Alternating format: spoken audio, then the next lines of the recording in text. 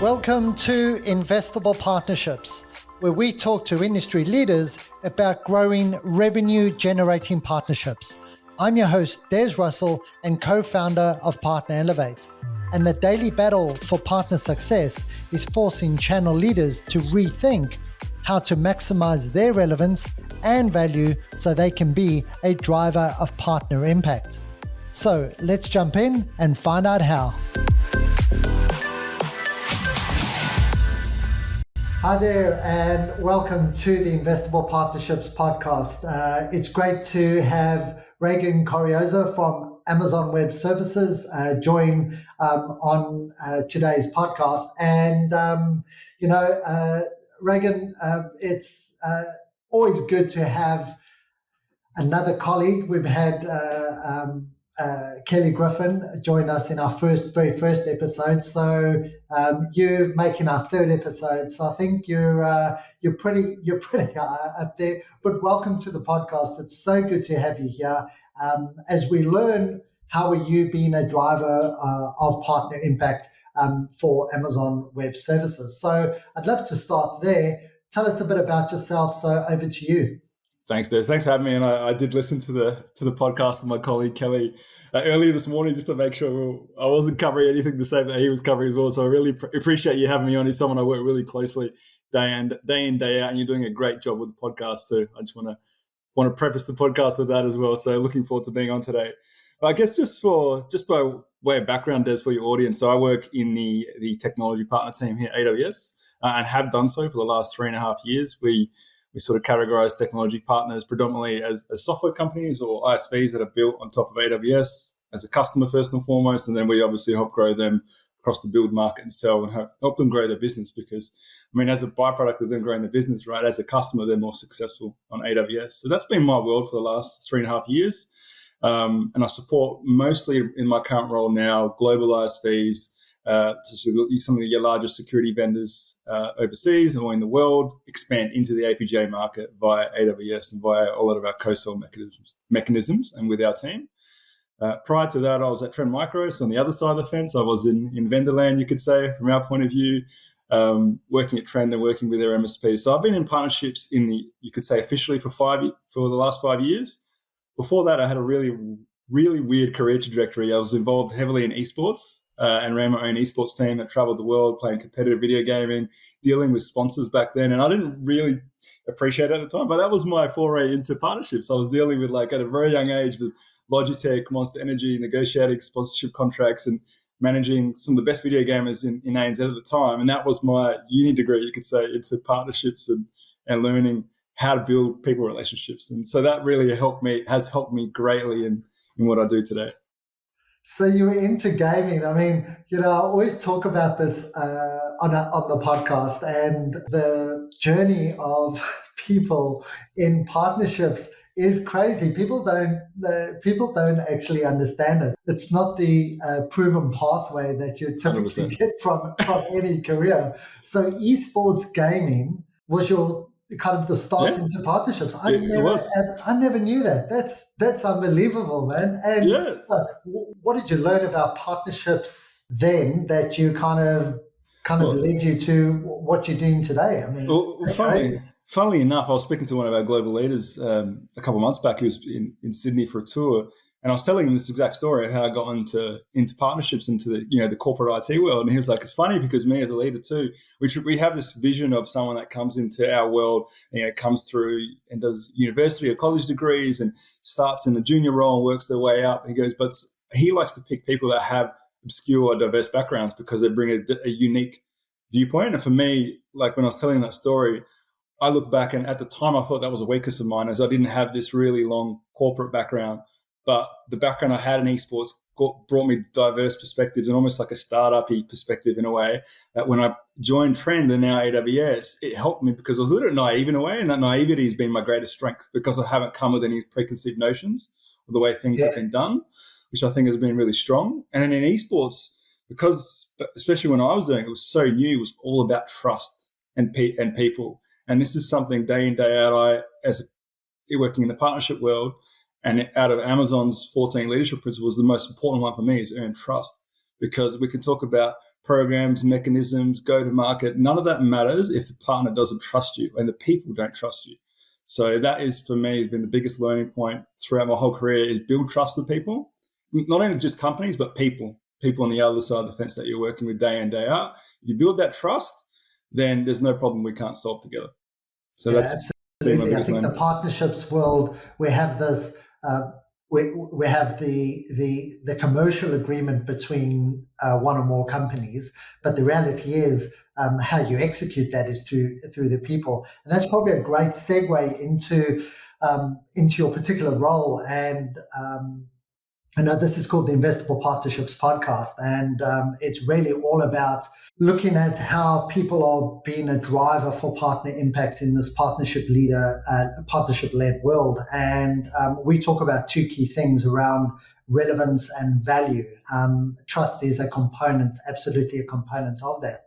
So you've got, if I can kind of replay to you, you've got global software companies that are looking to expand in this geography, in APJ, the APJ geography. They're either net new to the partnering ecosystem, or they're an existing organization that has built a strong partner program or partner ecosystem. They're looking to scale with AWS. For you, how do you go about thinking? Do you have a framework of thinking about partnerships? Now, obviously, in your role, yes, you are kind of, there's a new partner that comes through the AWS machine. Hey, Regan, you've got to help this particular partner. So you kind of go into this relationship with this particular partner. What framework do you use? Do you have a framework for understanding how investable this particular business is? A framework to get to know really at the core what this partnership might look like? Yeah, absolutely. Good question, Des. And something, especially my earlier roles at AWS, I was in a scale role dealing with mostly local startups trying to get into the AWS partner network and get on AWS Marketplace and really build that motion with us. And that for me has given me really good grounding in my role now, the way I deal with some of the largest software vendors in the world trying to work with us. Because I quickly realized in this role that a lot of them would lean on brand name and think, well, we're brand name X, we're really strong in what we do. Surely AWS would want to work with us, and surely your field sellers want to work with us. I quickly realized that actually was not the case, right? The same way I had to manage a local startup was the same way I had to manage what we call a global ISV, a really large brand. And it came down to a few things. There's one, again, people, right? They need to have boots on the ground, people that are ready to partner and have the right intentions. Secondly, they need to be goaled correctly. And I've seen this, and this is if channel managers here, leaders that are building goals and mechanisms for their team and dealing with CSPs versus channel, really think about the differences there, because the best, the most successful partners for us at AWS are ones that put CSPs in a different bucket. They don't measure success with AWS the same way they measure the channel. It's a very different ecosystem there that you're dealing with. So that's a big part of how I quantify if a partnership is investable right now as well. And then third is that differentiation, is that true value. We have thousands of partners in our network who all say they do the same thing. And Kelly was talking about this in the podcast too. It's the same in the software world, right? You can imagine me in the security space, we have 30, 40, 50 security vendors who, when it comes for our teams as well, our AWS sellers, very confusing space. Security vendor A, B, C, D, they all say they do cloud security. What's the difference, right? And they need to stand out. They need to have a unique value proposition and really understand some of the metrics about the value they bring to our customers, and even to the point of our sellers, like what's in it for our sales teams when working with vendor X versus vendor Y. And knowing that is really important, because not enough of them know that. They just assume that our sales team would want to work with them because of their brand. And so the ones that have done really well understand exactly how to speak our language and talk to our teams. So let's double click on that, because I think that that's a really important point. We often think that the type of business and the type of business, the brand, the size of the technology business, whether it's a ISV or whether it's a services partner in particular, that depending on the type of business, the engagement needs to be different. But what I'm hearing from you is that the engagement from a from how you look at it is irrespective. You've mentioned three things. You've mentioned people, you've mentioned goals, and you've mentioned differentiation. So let's take this to the marketplace, because I know that you spend a lot of time with your SaaS vendors and ISVs in the marketplace. And unbelievably, the marketplace is dominating every motion that, in particular, the hyperscalers are going to market with partners. So why is marketplace so important to the AWS strategy? And then the second part of that question is, how do partners differentiate in a marketplace? Yeah, good question. So I'll give you some background there. So 3.5 years ago when I joined, I was the third person in our technology partnerships team in ANZ. And the SI part of the business completely dwarfed our technology partner team. Like, we were a very small part. And even I remember my onboarding at AWS, a lot of our sales leaders were like, we don't really get this tech partner space. We don't really get marketplace. In 3.5 years, it's like the switch has been flipped, and it's completely opposite way around. Our team, technology partner team now, has had a lot of investment. Marketplace has had a lot of investment, both from a go-to-market motion, but resource, headcount, development, engineering. And I think a couple of reasons are behind that is we've, as a business, a lot of our leadership have realized that our software partners are customers, first and foremost. Customer obsession is our number one leadership principle. So we need to support them in being successful, and then as a byproduct, they will naturally spend more with us, right? That's going to happen.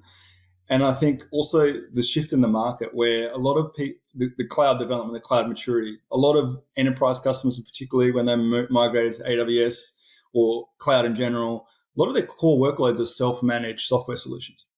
And what's happening now is with the evolution of SaaS, a lot of those self-managed solutions on AWS are now moving towards SaaS, still on AWS, but no longer in a customer's tenancy, if you want to say. Yeah. It's obviously in the ISVs. And so a lot of our sales leadership have now realized that our sellers also need to change and evolve and become more like trusted advisors, rather than just selling compute, just selling storage and databases. They're now becoming trusted advisors, not just to their cloud usage, but in their whole ecosystem of solutions. What are you using now for CRM? What are you using for data? What are you using for security? I see this day in, day out. Our sellers are coming to us and saying, my customers ask me about this solution, that solution. We don't know what to say, right? How do we get enabled to know more around that, the software portfolio? And so I think it's a combination of those things driving marketplace, then being naturally the procurement way. Like, okay, now we advise you on solutions, and now we obviously want you to buy through our network. And so I think it's an evolution of that. I think we're also doing a great job from AWS in creating a pull motion. We're making it really enticing for our customers to buy off marketplace, both from an engineering point of view, making it easy to buy, but also a number of financial reasons, right? Yeah. Why they may want to buy. So I say it's a pull and a push motion happening. The customers are pulling ISVs to sell on marketplace because they want to buy there, and then we're also working with our software partners to push customers to buy there for their own reasons as well. So let's double click on that particular point, because I think if I heard you correctly, you're talking about the transaction of them in the marketplace. Yep. So what happens before that? Because there's this ongoing, go-to-market marketplace motion that is being driven through a number of organizations. I think in the partnership space, co-sell, ISV, that type of motion is kind of front and central of working with hyperscalers. Yep. Now, the marketplace is the transaction point. So what do you think partners are doing well, or what do you think partners aren't doing well when it comes to how they're helping this push and pull motion that you talk about? Yeah, absolutely. And I see a varying degree of maturity of this. So there's partners that are all in on working with AWS, that they built their CSP Alliance team, they built assets, collateral, incentives internally to co-sell with us, not to just to transact, but to co-sell, encouraging their sellers to share opportunities with us earlier, engage with our sales team earlier, so we as AWS can have a level of influence in the opportunity. There's others that have put us very much in the channel bracket, that goal their teams exactly as they would a traditional channel partner. That is the least successful. Obviously, the first example is the most successful, where their goals and their KPIs are driving the right behavior and co-selling with us. And I'd say it's important to do that, because if you put us in the traditional channel bucket, we are not a traditional channel. Our sellers have 200 plus services, thousands of partners. The biggest battle you have with them is mindshare. So you need to be really clear cut in how you engage with them, the value you bring to them, and be willing to almost sometimes offer more on the table before you get back. I listened to a really great podcast. Actually, it was on the Partnership Leaders YouTube channel in the last week. And on one of the sessions, they were talking about working with CSPs. And they said working with CSPs is like having a savings account where you need to make a lot of deposits before you can make a withdrawal, but it has a long-term compounding effect. And that's what it's like working with us, right? Terms of, it's like a hockey stick effect. You put a lot of investment in, and then eventually you get the success, and then it will amplify and really accelerate. And to be quite frank as well, Des, I think that early co-sell engagement is the biggest area of investment we are making as AWS as well. We've made great investments in the transaction. That's the trend I see with some of my largest security vendors. We nail the transaction part, and even they are challenging us how we do more in the earlier influence. And that's where we're investing a lot. And it's still fairly new for us, right? It's new for any CSP, this software co-sell piece. So we're still learning, we're investing, we're experimenting, but it's the biggest area that we're really trying to focus on is adding that value earlier in opportunities. I think our greatest influence right now is influencing when it's in a stage of pipeline. We're really good at influencing. But when it comes to net new generation and maybe earlier stage influence and selection, we've still got work to do, but that's really where we're doubling down on. And how much do you see partners can play a bigger part in that early stage influence? And it comes down to, again, we talked about differentiation. It's very hard for our seller with 200 plus services, thousands of partners to be like, yeah, I'm going to plug vendor A in my customer if I don't understand what vendor A does versus vendor B, C. So the partners that are the most successful with us in co-selling are the ones that have, again, those 3 points, really great people that can come in and tell the story, build relationships, because at the end of the day, it's still a relationship business too, right? Like sellers want to work with vendors and people they know and trust. B, again, the goals are right. So that the goals are setting the right behaviors and how they deal with our teams and vice versa, right? And how we goal our sellers to work with software partners. And then C is that differentiation. And I've seen some smaller, you could say startup vendors do this better than the legacy, you could say very traditional vendors, because the legacy vendors come in and say, we do everything. Yeah. And our sellers are like, cool, we don't want someone that does everything. And these startup vendors that have a solution that is very niche and pointed, come in and sell our sellers on why they should co-sell with them or co-solve with them very quickly. And they get it. They're like, straight away, I know to bring this vendor in because they solve X straight away for my customer. Yeah, I think there's an element of, from a partnering point of view, is if you think about the differentiation and then being clear on what you particularly solve or what value you add on top of. When I hear you talk about that right now, imagine the partner now, that's an AWS view, which is you've come to me with a bag of tricks or bag of things that you do. The reality is I can't point it to a particular point of value that we can provide to our customer. Now imagine what that looks like when they are positioning themselves to a customer. And I think that from investable partners, you really know how to do this really, really well, irrespective of whether they're talking to a vendor or they're talking to a particular customer.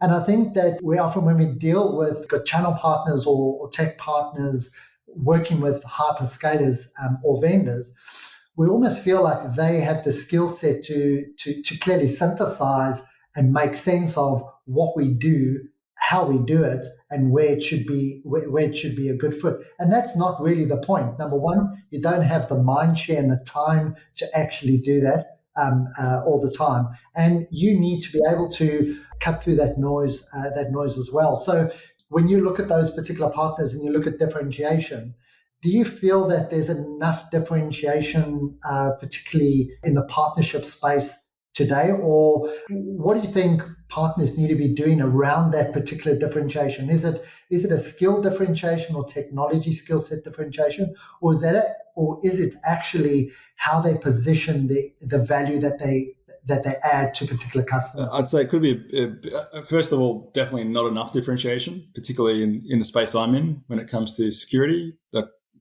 Again, so many vendors and customers are overwhelmed by this. We have customers that have 30, 40 different security solutions, and big focus for them is consolidation. Do I really need this many? Right? This minutiae security solution, can I not consolidate? So I think there is a lot of confusion out in the market in the space around differentiation. And I think from a partner's point of view, absolutely don't just focus on the skill or the technology. Focus on again, your messaging out to market, how you may wrap that around. The technology might be quite similar to what else is out in market, but focus the differentiation on who in the market you're marketing to, the messaging you're putting out, the problem you're solving for a particular segment. I mean, on the topic of differentiation, I think there's multiple ways a partner can differentiate themselves, not only product-wise, right? There could be slight differences in product or maybe quite similar, but I think it's how you market, right? Even market to certain segments. Even how your team is enabled or what they're capable of, or your business is ready to serve. Are you ready to serve an SMB market, enterprise, digital native? What is it, right? How do you differentiate yourself for those particular customers in those segments, and how do you speak their language is also another way you can differentiate, not just product or skills as well. So definitely encourage a lot of our partners, particularly in my first role here when I was in the startup space, to be very realistic about segment they wanted to serve and how they wanted to differentiate themselves in that segment. Very difficult if you're a 5-person startup, very development and engineering focused to sell into a large enterprise or a big bank, right? You might be better off in certain maturity level or stage of your company's growth to focus on an area that is more suitable for you. You're ready to serve and you've got the capacity to serve. That's not just for an ISP or a technology partner, but same for a services partner, right? So every single partner wants to serve the top end of town, but you may not be ready. And it's important to know that, because you can also burn trust really quickly, right? If you come to AWS and you say, I'm ready to serve customer XYZ at the top end of town, we do have the trust for you to do that, and you go in and you can't deliver, then that can burn your business and your trust with us and with the customers and in the market very quickly. Absolutely. So when you think about this region, because I think the APAC or APJ region as a whole is very different to the way the rest of the world operates. There's super local or what I call hyper local regions within APJ or in the APAC region as well. You're dealing with technology partnerships, looking to expand through the APJ region. How do you help them, or what are the things you think that other partnership professionals that are looking to expand in this particular region, either on their own or working with AWS, what are the things they should think about when it comes to this particular region, the nuances of APJ? Yep. What advice can you give them? Yeah, I mean, first and foremost, big respect to colleagues that are doing APJ role. It's very difficult, and we know time zone wise, culturally, very different. I gave a bit of an anecdote to a leader in the business here at AWS the other week, saying, North America or EMEA is doing it this way. Why can't we do it the same in APJ? But I sort of looked up, and so APJ as a whole is only slightly smaller than North America in terms of landmass and size. Right. And yet within that we have so many different languages, so many different cultures, different time zones to deal with. So it's a very difficult region to grow and expand in. But I think it's a hugely a high potential region. And I see this from all our vendors, right? They see APJ. ANZ is probably the most mature out of everything in APJ right now. So they see ANZ as a really great area to experiment with partnering, to experiment with go-to-market, because our customers have got money, they're willing to experiment and buy different solutions. So that would be my piece of advice, at least, is build experimentation in this region. If you work for a global company and you lead a channel business in APJ or ANZ, pitch to your leadership, let's do new things here first. Before you roll them out in North America and EMEA, how do we do new things here? Our customers are willing to spend, they've got money, right? So that would be one piece of advice. And the other piece of advice is get boots on the ground, right? Travel, go to India, go to Japan, go to Korea, go across ASEAN. This is something I've learned as someone that's had an ANZ role doing APJ. They're very different markets, different culturally, different the way they manage relationships and stakeholder relationships. And you need to, as a partnership professional, get out there and understand those nuances, because there's a huge learning curve to have there. And it'll be very hard for you to grow business in India, for example, from ANZ, unless you've gone there and built relationships. And even from your own business's point of view, you put boots on the ground, sellers out there that understand the market, that have relationships. And for me, before we talk about programs, that's the most important thing, is knowing those markets and knowing the people. That's the biggest challenge I have working with my vendors growing in APJ. Okay. And so really important, kind of don't worry about the program as such, but really worry more so about where you're going to land, in the particular region. And then how do you think Like, when's a good time to kind of start to build the program around it? Is it combat, hand-to-hand combat fighting on the ground, trying to win that first customer, win that first partner? Is it that simple, or what kind of advice can you give in terms of maybe 2 or 3 steps that you've seen work really well, people expand and companies expanding in the APJ region? Yeah, absolutely. I mean, for me, I'm a big believer in that success breeds success. So before you go and invest hugely into a program in a certain region, let's get some wins on the board, right? Let's understand how that market's slightly different from like India to ANZ, for example. Like, again, a different market. You may be at varying maturity levels in North America versus APJ, but think about that within a sub-region level. How is your business different from ANZ to India? And how is the market there different? So you need to understand those nuances and get some wins on the board. That would be my advice. And I see this now with a few vendors that I look after, that very strong presence in ANZ, no boots on the ground in India, and yet they want to win business in India. It is a completely different battlefield for them there. They're finding it super hard to win opportunities and very transactional and a lot more reactive in that market versus an ANZ. And so the big focus for them is let's just get some traction. Let's get some wins on the board how we can. And before they even invest sales resources, they're investing in partnership resources first to get those first few wins on the ground, build some revenue, and then invest in sales resources on the ground. So it's very much seems a bit chicken and the egg, but you need to get success to start building success. And then same with us, right? It's very hard for me to get a vendor to work with AWS in India if they don't have any people on the ground and if they don't have any wins on the board. Our team in India is just not going to value time with them, right? They're going to see them as a very heavy uplift versus someone that has some wins on the board and are ready to go. Yeah. And are ready to invest. Yeah, I think it's probably like even just establishing the business is very much, you kind of think about the motion of partnering, right? It's the initial, where's the quick value that we can uplift from the particular engagement? How can we kind of build on that success, and then how can we create some repeatability that sits around that? I often, in conversations that we have from a partner elevate point of view, working with vendors and distributors across the globe, there seems to be a massive opportunity or growth opportunity in this particular region, but really it's the nuances of the go-to-market which kind of holds people back from reaching that particular success. Yep. I know you said don't do something in North America, come do it here first. That's pretty bold, because what we typically see is we typically see partnership professionals and partnership leaders taking what they've done in Europe or North America and trying to kind of position that right in this particular region. And it's hard because there's typically they go and hire one particular person, and then it's right.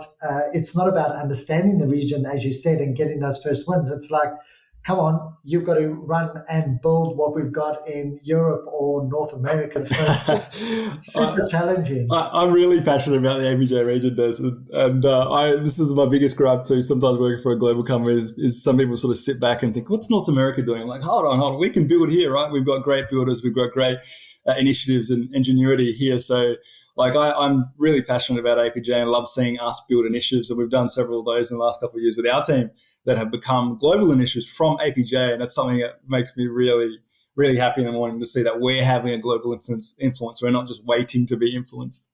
Yeah, exactly.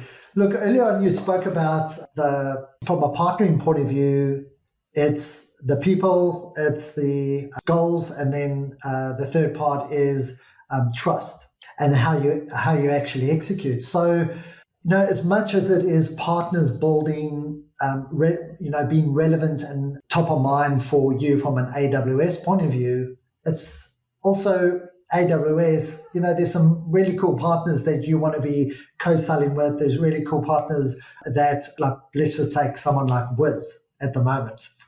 They're just killing it. Great article in the Forbes magazine there about their founders. And I know you're trying to establish a big partnership with them in this particular region. So how do you, from an AWS point of view, how do you think about your relevance and your value to partners? Because we often think it's a one-way street. Like we often think it's well, you've got the hyperscaler or the vendor, you need me to grow your business. So what have you got for me? But actually it's not, that's a myth. There's as much, how can you be more relevant and valuable to those particular partners?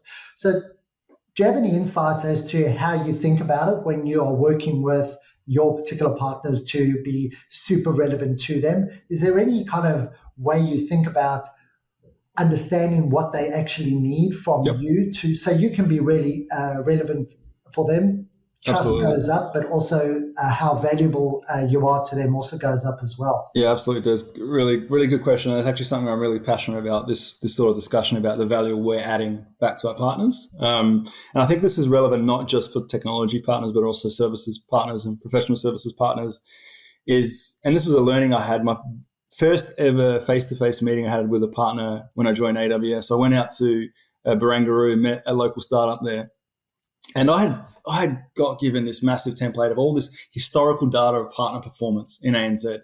And to be quite frank, they were very low. Like we had almost zero co-sell wins, no differentiation. And I didn't know how worth that trip would be, right? Looking at the historical data. But when I went out there, I met the CEO and I met the head of sales. And the CEO was on his laptop at the time. And he's like, yeah, I'll be listening, but I'm just doing emails. And I thought, oh God, this guy must not really care what AWS has to say, right?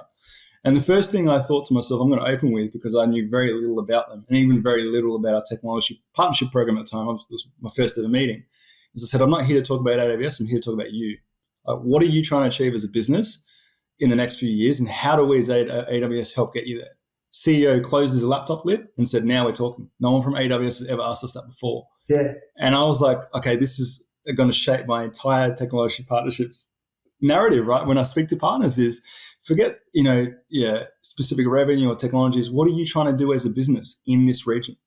Whether you're Wiz or whether you're a startup in North Sydney or Barangaroo, what are you trying to do as a business, and how do we as AWS help get you there? It might be product, it might be go to market, it might be people, it might be even just what are you seeing in market as AWS? Which segments should we be prioritizing cloud security on? That sort of advice, that feedback, coaching and nurturing, you could say in a way, earns huge trust that I think the rest of it comes later down the line. And so for me as a partner manager, a partnership professional, has always been around understanding what business problems, doesn't always have to be technical, but what business problems is the vendor/partner trying to achieve, and mapping then backwards how AWS and how me helps get them there. That is the most important thing. If they can believe in the vision, they can believe that you really care about getting them there, then they will solve the programmatic, the operational challenges that comes with partnering as well. Oh, I love it. Love it. Absolutely. Make it real for them. I love that. Close the laptop, because you asked a really simple question, which is, what is it you need and what is your business all about? It's difficult in a lot of situations. You don't always have these one-on-one meetings. You sometimes have 50 partner meetings a month, and you can't always give it the right attention, but you can always ask the right question. Exactly. And that partner became really successful too, Des. Like with us, they did a lot of great, they were ended up becoming mentioned at reInvent, doing a lot of great co-sell with us. And that was, again, if I had put my head in the spreadsheet and looked at the historical data, not sat down and understood his vision, then that would have never happened. And so that's something I'm also really a big proponent of. Don't just look at historical data. Sometimes you need to sit in front of someone and understand their vision, their dreams, where they're going. Yeah. And you might get that's a different data point as well as historical partnership. Yeah, it's a lag indicator, right? It's not a lead indicator. It's a lag indicator. It's what they've done. The reality is they could have done 2 million, 5 million with you last year. Is that really what they're going to be able to do this particular year? And is it what help do they need? Do they need help making the next 5 million, or do they need help in another area of the business? Absolutely. Super, super critical. And you can have such a level of impact straight away, right? Such a level of impact straight away. You don't need to ask who's your ideal customer, what do you serve, what technology. You can really work out whether they're going to be a good fit for what you are trying to do. I'd love to know, how do you balance that? Because, you've got goals, you've got KPIs, OKRs, as a partnership professional. How do you balance the what you need to be successful and what they need to be successful. How do you balance that in the relationship and then actually in how you engage with them? This is the one thing that keeps me up at night, Des, because I'm super passionate and I've always felt like my role at AWS, I've been my partner's representatives in AWS, not the other way around. So I intimately care about my partner's success. And the reality is not everyone is going to be successful. As we know, not everyone does have the differentiation. They think they do, but they don't, or they might not have the right people, or timing might just be wrong. And so that's the biggest challenge for me is where I invest my time. And even, I'll be quite honest, even transparently, that's probably my biggest weakness, is sometimes saying no to people, even though I sort of know deep down they may not be at the right time for the journey. But the reality is, again, as a professional, we have to prioritize. Like as a channel and a partnership leader, you do need to prioritize where you spend your time and your energy. And it might be saying no, right? It might be pushing back. And sometimes the customer and partner obsessed thing to do is actually saying no, and is pushing back and saying, hey, you're not ready, or your value proposition is off, or you need to go back and do this. That's what a good coach does sometimes, is to be brutally honest with their partners, rather than just say yes and string them along for a ride. Well, a lot of the time in partnerships, we say yes either way. On the partner side or the vendor side. Vendor side, we say yes because we're kind of hoping that at some point this will come to fruition. On the partner side, we don't say no because we're like, we need the vendor's attention. So I'm really glad you brought that, because it is something that smacks a lot of us in partner leadership roles in the face. And that's like, how do we let the partner down softly? Do we just disengage? I'm a firm believer on don't just go quiet, because that is just that's not cool. That just erodes trust down the road.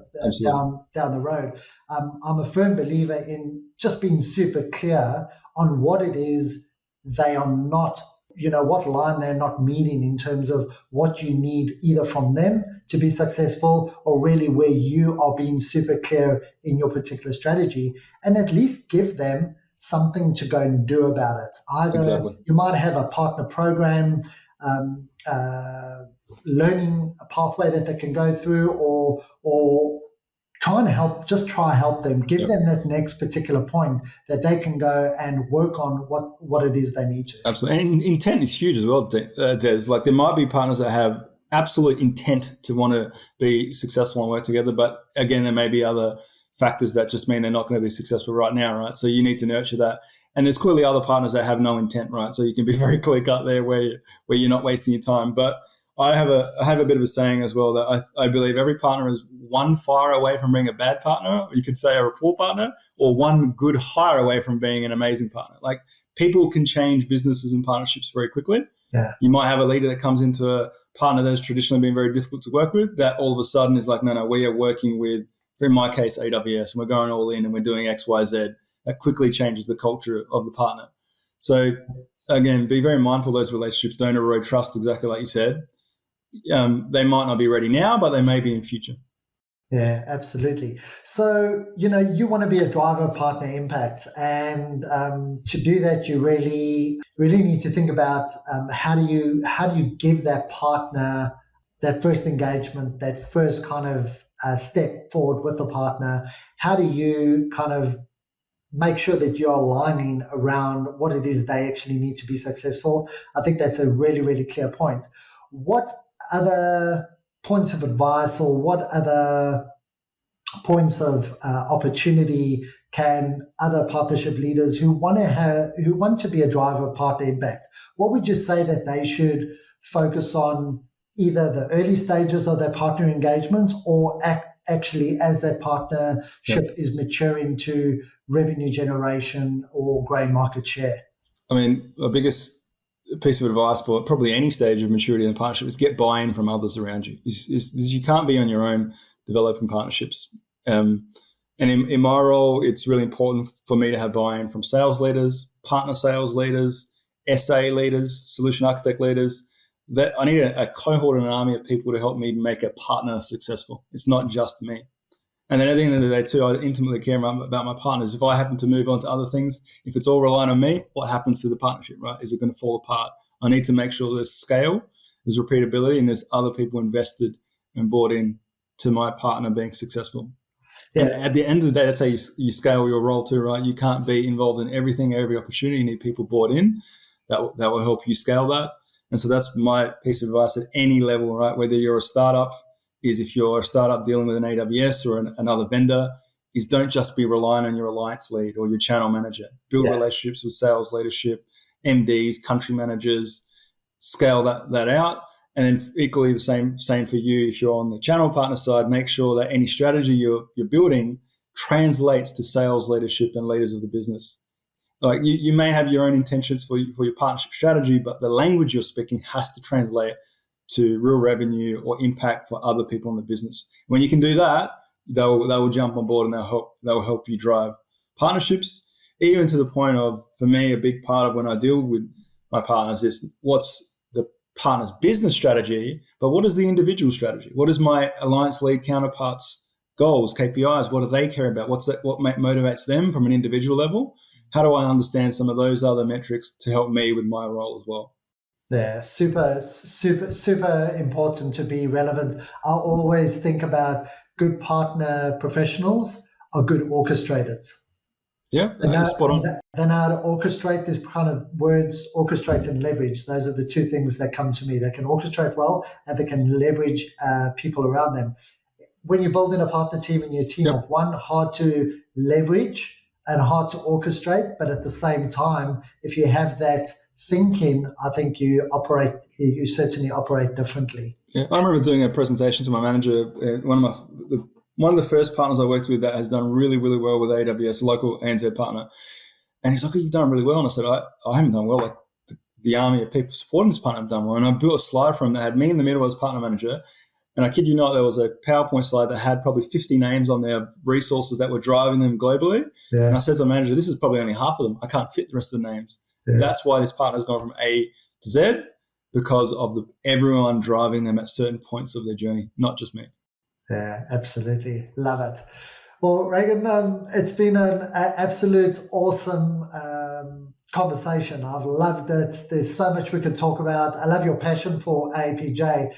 And in true partnership style, I'm going to throw you a handball here, and we're going to do something different on the show. So firstly, are you ready to jump in? Let's rock and roll. Do something differently. Okay, cool. So this is how it goes. I want to introduce the segment because in the partnerships world, we've got our own taxonomy, and everyone's taxonomy is different. So I just want to get what's on your mind at a particular point. So I'm going to, really simple, I'm going to say a couple of words and I want you to finish that off with one or two words that's on your mind. Go for it. Cool. Let's go. It's like Jeopardy or something like that. Okay, cool. So first one, partnerships thrive on? People. I think that's the theme of the podcast today. Partnerships embody? Trust. There's got to be mutual benefits and trust on both sides. Cool. Through partnerships, you can? Scale. Partnerships spark? Innovation. Partnerships succeed through?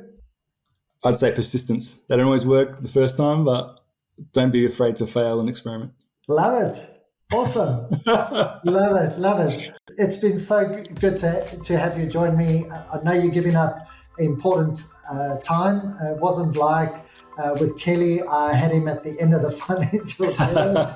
So I really appreciate the time and for you joining the conversation with me today. Thanks so much for your time, mate. Appreciate it. Thanks, Des. Thank you for listening to Investable Partnerships. Subscribe wherever you listen and visit investablepartnerships.com for the transcripts of today's show.